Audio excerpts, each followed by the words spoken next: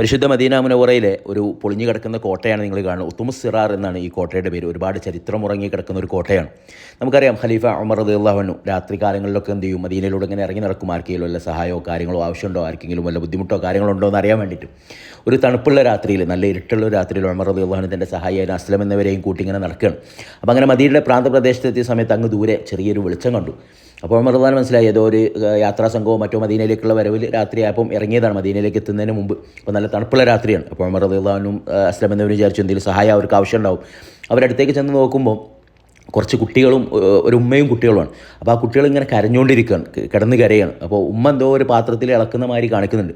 അപ്പോൾ ഉമർ റളിയല്ലാഹുവിനെ അവരറിയില്ല.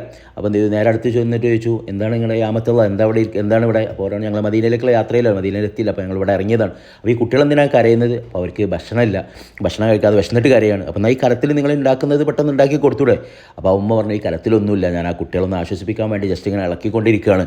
അങ്ങനെ അവരെങ്കിലും അങ്ങനെ ആലോചിച്ചിട്ടെങ്കിലും അവരെന്ത് ചെയ്യും, കുറേ കാത്തിരുന്നിട്ട് ഉറങ്ങിപ്പോയിക്കോട്ടെ എന്ന് വിചാരിച്ചിട്ട്. അപ്പോൾ ഉമർ എന്നിട്ട് ആ ഉമ്മ അറിയാതെ പറയാണ്, വല്ലാഹി ബൈനനാ വബൈന ഉമർ, ഞങ്ങളുടെയും ഉമറിൻ്റെയും ഇടയിൽ അള്ളാഹു ഉണ്ട്, അള്ളാഹു ഇതെല്ലാം കാണുന്നുണ്ടെന്ന്. അപ്പോൾ ഉമർ റളിയല്ലാഹു നിൽക്കുകയാണ്, കാരണം അവർക്ക് ആ സ്ത്രീക്ക് എന്തില്ല ഉമർ റളിയല്ലാഹുവിനെ മനസ്സിലായില്ല.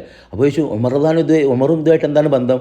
പറഞ്ഞു, അതായത് ഞങ്ങളുടെ ഉത്തരവാദിത്വം ഏറ്റെടുക്കുകയും ഞങ്ങളെക്കുറിച്ച് യാതൊരു ബോധമില്ലാതെ നടക്കല്ലേ, കാരണം ഇതൊന്നും നോക്കേണ്ട ആളാണ്, ഖലീഫല്ലേ. അപ്പോൾ ഉമർ റളിയല്ലാഹു ഉടനെ അവിടുന്ന് എണീറ്റു എന്നാണ്. എന്നിട്ട് അസ്ലം എന്നിവരെ കൂട്ടിയിട്ട് ഇവിടുന്ന് ഏകദേശം 8 കിലോമീറ്റർ അപ്പുറത്തേക്ക് ബെയ്ത്തുൽമാലിലേക്ക് ഓടുകയാണ്. ഒരു ചാക്കെടുത്ത് അതിൽ ഗോതമ്പും കാര്യങ്ങളും എണ്ണയും നെയ്യും കാര്യങ്ങളൊക്കെ കളക്ട് ചെയ്തിട്ട് വലിയ കട്ടാക്കി എന്നാണ്. എന്നിട്ട് അസ്ലം എന്ന തൻ്റെ സഹായിയോട് പറഞ്ഞു, ഈ ചാക്കെടുത്ത് എൻ്റെ തോളത്തേക്ക് വെക്ക്.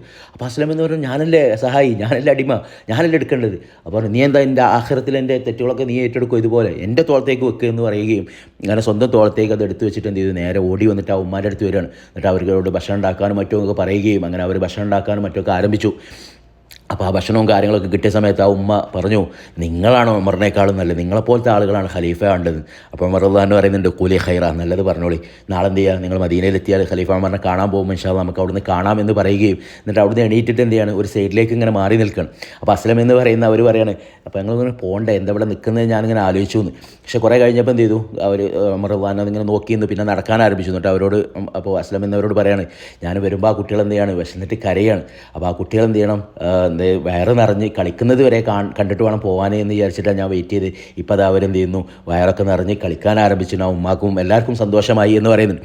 അപ്പോൾ ഈ ഒരു നമ്മൾ കുട്ടിക്കാലം മുതലേ കേൾക്കുന്ന മഹാനായ ഉമർ റളിയല്ലാഹു അൻഹുവിൻ്റെ നീതിയുടെയും ആ ഒരു ഖിലാഫത്തിൻ്റെ ആ ഒരു ഭാരം ഏറ്റെടുക്കുന്നതിൻ്റെയൊക്കെ ആ ഒരു ചരിത്രം നടന്നിട്ടുള്ള സ്ഥലമാണ് നിങ്ങളിപ്പോൾ ഈ കണ്ടുകൊണ്ടിരിക്കുന്ന ഉത്തുമുസ് സിറാർ എന്ന് പറയുന്ന മദീനയിലെ കോട്ട. ഈ ഒരു കോട്ടയുടെ അടുത്ത് വെച്ചിട്ടാണ് ആ ഒരു രംഗം ഉമർ റളിയല്ലാഹു അൻഹു കാണുന്നത്.